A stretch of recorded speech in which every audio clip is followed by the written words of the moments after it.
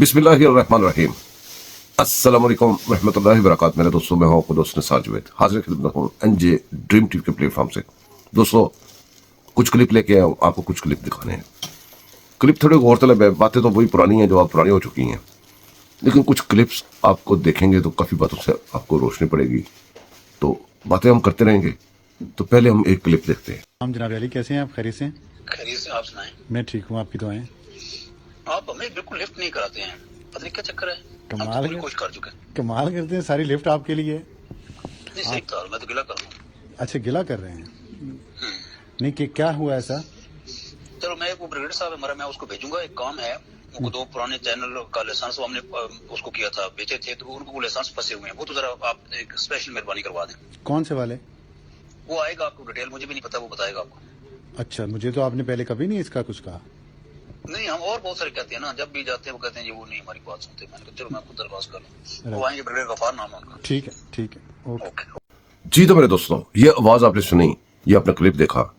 इसमें आवाज़ दो लोगों की है। एक बंदे को मेरी तरफ से सलूट। वो क्यों? अबसार आलम। जिस अबसार आलम को एक महकमे की जिम्मेदारी दी गई पैमरा की, उसको एक मुल्क का गद्दार जो कि तनहा किसी और बात की ले रहा है, हलफ उसने किसी और बात का उठाया हुआ है।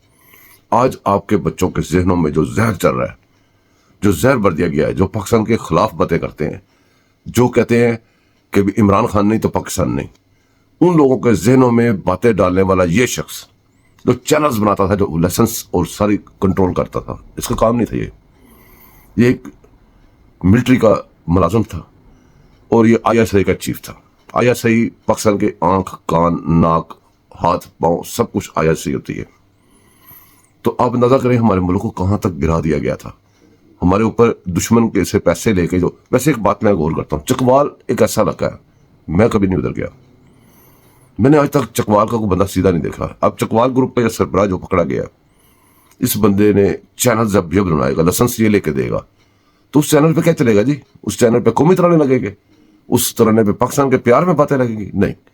खैर, ये जो कौन से चैनल थे, ये किन के लिए क्या कर रहा था, एक बड़ा लंबा क्लिप में लगाने लगा। उस क्लिप में आप देखेंगे कि होता क्या रहा है आपके साथ। ये एक बहुत लंबा क्लिप है, ये भी देखें आप। चेयरमैन पैमरा के ओहदे से हटा दिया गया, तो फिर ना अबसार रहा, ना ब्रिगेडियर गफार रहा, लेकिन पैमरा था और ब्रिगेडियर गफार भी वही था, जनरल फैज भी वही था। फिर वो काम भी हुए। तो वो कहते हैं कि कौन से दो चैनल से, तो वो मैं आज बता देता हूँ आपको कौन से दो चैनल से। ऑडियंस का इश्तियाक है जानने का कि ये कौन से चैनल से, तो वो भी नाम हमारे सामने मैं आपको वो बता देता हूँ कि उस वक्त, और इसके उस वक्त इंडस टीवी था, उसके 4 लाइसेंसेस थे।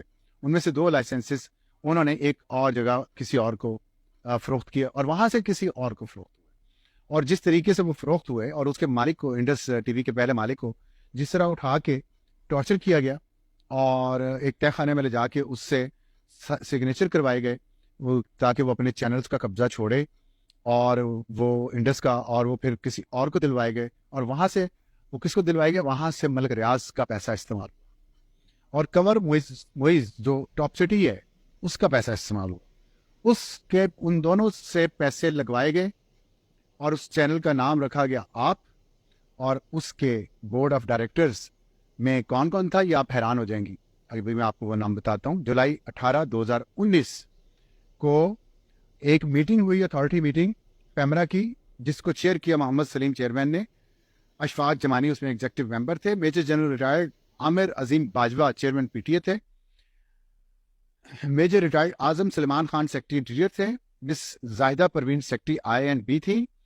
Mister Sarfaraz Khan Jatoi member, Nargis Nasir member और शाहीन हबीबुल्ला मेंबर। इन्होंने उसकी मंजूरी दी उस बोर्ड ऑफ डायरेक्टर्स की।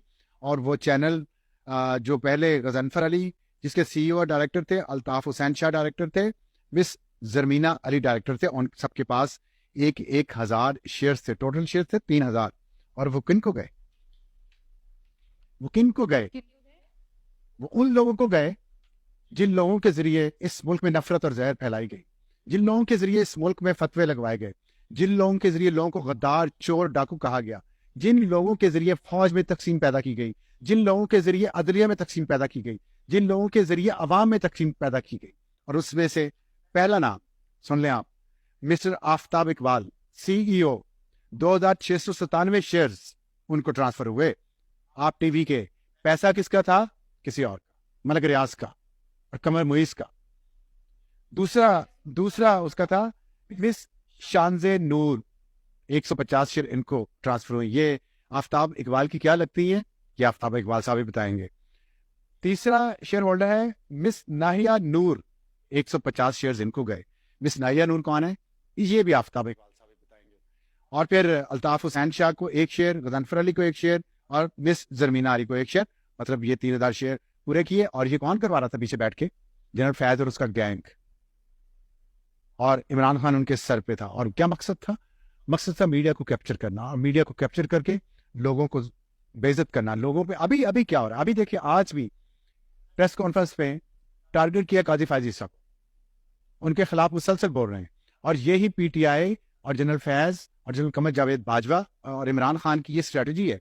लोगों को टारगेट करते हैं, डिजिटल टारगेट किलिंग की जाती है लोगों की, कि एक शख्स को पकड़ लो, उसके खिलाफ प्रोपेगेंडा करो, उसके ऊपर अटैक करो, उसकी क्वालिफिकेशन को क्वेश्चन करो, उसकी अहलियत को, उसकी काबिलियत को क्वेश्चन करो, उसे बताओ ये तो इंटेग्रिटी नहीं है इसकी। और उस वजह से वो शख्स फिर प्रेशर में आता है। ये मेरे साथ इन्होंने करने की कोशिश की, मैं नहीं आया। काजी फाइजा के साथ करने की कोशिश कर रहे हैं, नहीं आएंगे। सच्चे है ना? राजा Sikandar Sultan chief election commission के साथ करने की कोशिश कर रहे हैं, नहीं आए।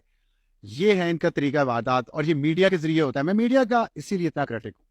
मीडिया को खरीदा गया, मीडिया के एंकर्स को। ये तो एक मैंने आपको बताया ना, ये किधर है आफ्ताब इकबाल? आज इस मुल्क में रहता है, इस धरती का बेटा है। जिसने इस धरती पे आग लगाई, जिसने इस फौज में तकसीम की, जिसने इस अदलिया में तकसीम की एंकर्स ने, वो किधर है आज? वो बैरून मुल्क फरार हो चुके हैं उनमें से अक्सर। और ये क्या होता था टीवी चैनल्स पे? आपको मैं आखिरी एक दिखा देता हूँ, क्योंकि टाइम भी मेरे पास थोड़ा शॉर्ट है। आपके पास टाइम ज़ाहिर है कम है, सच का टाइम कम होता है, झूठ यहाँ पे बहुत चलता है इस मुल्क में। जब मैं पैमरा में था तो एक मैंने सर्वे करवाया कि कश्मीर पर कितने प्रोग्राम्स होते हैं और पैनामा पे कितने प्रोग्राम्स होते हैं। 14 टीवी चैनल्स का अप्रैल 2016 से, जब पैनामा स्कैंडल आया, और जुलाई 2017 तक जब नवाज शरीफ को निकाल दिया गया पैनामा स्कैंडल, तो टॉक शोज जो हुए, मजमूई टॉक शोज 14,000 हुए, और पैनामा पर हुए 4,868। 4,868। कश्मीर पर जो पाकिस्तान का सबसे बड़ा मसला है, 389। इसलिए टीवी चैनल्स की जरूरत थी, इसलिए एंकर्स की जरूरत थी, इसलिए उनको टीवी चैनल खरीद के एंकर्स को दी। बड़े बड़े बिजनेसमैनों को पकड़ के, मलक रियाज जैसे।